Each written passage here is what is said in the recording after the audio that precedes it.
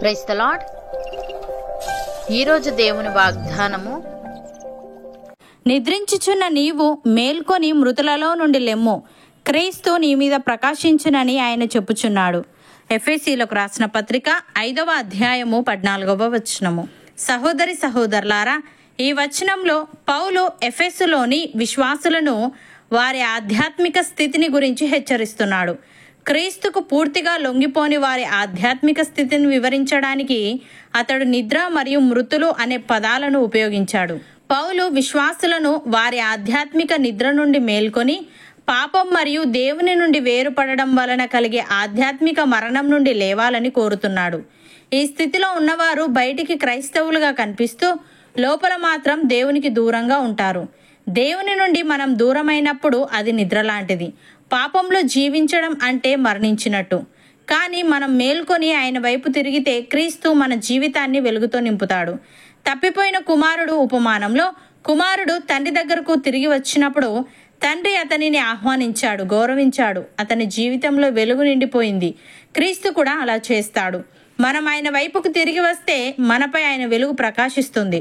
సౌలు ఒకప్పుడు క్రైస్తవులను హింసించినవాడు. అతడు ఆత్మీయంగా నిద్రలో ఉన్నాడు. కానీ దేవుని వెలుగు అతనిపై ప్రకాశించినప్పుడు అతడు మేల్కొన్నాడు. అప్పటి నుండి అతడు క్రీస్తులో జీవించాడు. అనేకులకు వెలుగుగా మారాడు. మన జీవితాల్లోనూ ఆ వెలుగు ప్రకాశించాలని, మనం మార్పు చెందాలని దేవుడు ఆశిస్తున్నాడు. భక్తుడు ఈ విధంగా అంటున్నాడు, మీరు క్రీస్తుతో కూడా లేపబడిన వారైతే పైనున్న వాటినే వెతకుడి. అక్కడ క్రీస్తు దేవుని కుడిపార్శ్వమున కూర్చుండి ఉన్నాడు. పైనున్న వాటి మీదనే గాని భూ సంబంధమైన వాటి మీద మనస్సు పెట్టుకొనకుడి. ఏలైనగా మీరు మృతి పొందితిరి, మీ జీవము క్రీస్తుతో కూడా దేవుని యందు దాచబడి ఉన్నది. మనకు జీవమై ఉన్న క్రీస్తు ప్రత్యక్షమైనప్పుడు మీరును ఆయనతో కూడా మహిమయందు ప్రత్యక్షపరచబడుదురు అని. ప్రియులారా, క్రీస్తు యేసులోనికి బాప్తిస్మము పొందిన మనమందరము ఆయన మరణములోనికి బాప్తిస్మము పొందితిమని మీరెరుగరా? కాబట్టి తండ్రి మహిమ వలన క్రీస్తు మృతులలో నుండి ఎలాగు లేపబడెనో అలాగే మనమును నూతన జీవము పొందిన వారమై నడుచుకున్నట్లు మనము బాప్తిస్మము వలన మరణములో పాలు పొందుటకై ఆయనతో కూడా పాతిపెట్టబడితిమి. మరియు ఆయన మరణం యొక్క సాదృశ్యమందు ఆయనతో ఐక్యము గలవారమైన ఎడల ఆయన పునరుత్థానం యొక్క సాదృశ్యమందును ఆయనతో ఐక్యము గలవారమై ఉందుము. యేసయ్య ఈ విధంగా అంటున్నాడు, మృతులు దేవుని కుమారుని శబ్దము విను గడియ వచ్చుచున్నది, ఇప్పుడే వచ్చి ఉన్నది. దానిని వినువారు జీవింతురని మీతో నిశ్చయముగా చెప్పుచున్నాను.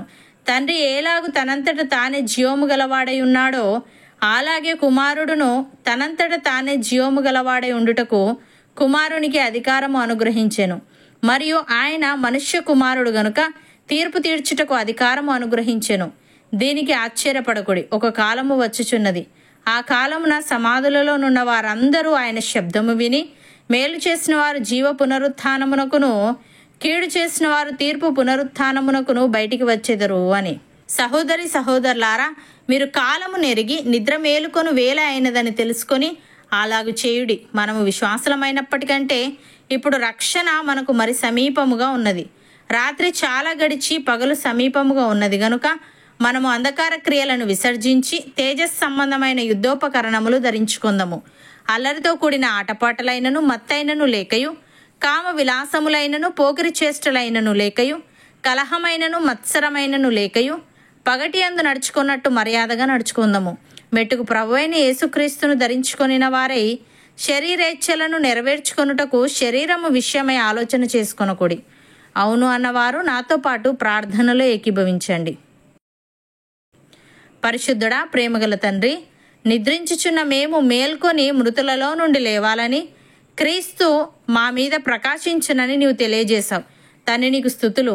దేవా, మేము పైనున్న వాటి మీదనే గాని భూ సంబంధమైన వాటి మీద మనస్సు పెట్టుకొనక మాకు జీవమై ఉన్న నీవు ప్రత్యక్షమైనప్పుడు మేమును నీతో కూడా మహిమయందు ప్రత్యక్షపరచబడుటకు సహాయము దయచేయమని, నీలోనికి బాప్తిస్మం పొందిన మేమందరము నీ మరణములోనికి బాప్తిస్మము పొందితిమి గనుక నీవేలాగు మృతులలో నుండి లేపబడ్డావో అలాగే మేమును నూతన జీవము పొందిన వారమై నడుచుకున్నట్లు మేము బాప్తిస్మము వలన మరణములో పాలు పొందుటకై నీతో కూడా పాతి పెట్టబడితిమి గనుక నీ మరణం యొక్క సాదృశ్యమందు నీతో ఐక్యము గలవారమైన మేము నీ పునరుత్థానం యొక్క సాదృశ్యమందును నీతో ఐక్యము గలవారమై ఉండుటకు కృప చూపమని పగటి యందు నడుచుకున్నట్టు మర్యాదగా నడుచుకునే ఆత్మీయత మాలో ప్రతి ఒక్కరికి నీవే దయచేయమని యేసుక్రీస్తు నామమున ప్రార్థిస్తున్నాము తండ్రి.